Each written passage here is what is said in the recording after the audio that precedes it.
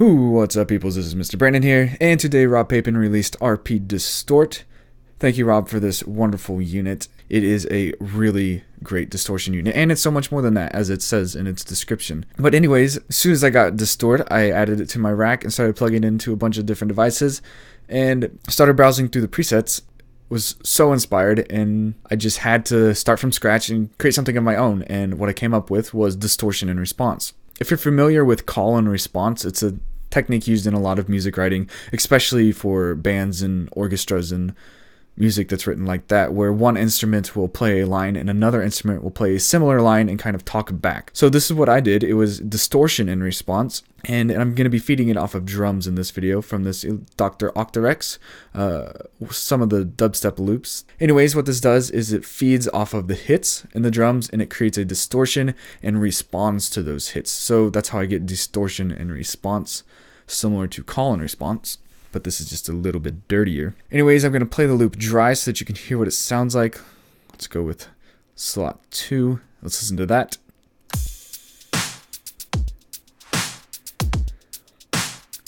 I'm going to switch on Distort.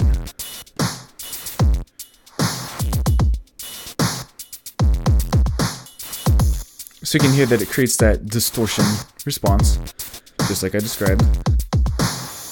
So this does work best when the loop that you're using has a little bit of space in between, because it gives RP time and room to add that response, but it does work with a faster kit. Let's switch to slot 1 and play it on a faster kit. Let's hear what that sounds like first. So it's good.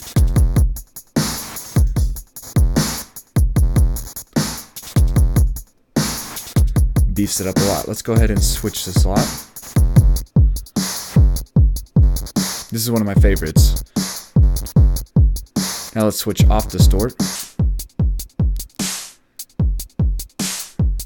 Distort just adds so much to this.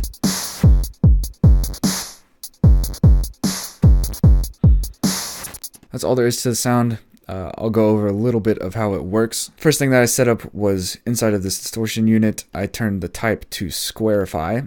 I'm only using 2 LFOs in this. One is a square LFO and one is a sine LFO. The sine is what is adjusting that filter, and it is at max speed of 1/32 triplet adjusted to the tempo. Now this square is really what creates how hard that distortion is hitting on each hit. Now this adjusts parameter 1, which, by the way, parameter 1 is this third knob right here in the distortion unit. Anyways, that amount is at negative at 59%. I'm going to play it so that you can hear how that affects how the distortion responds.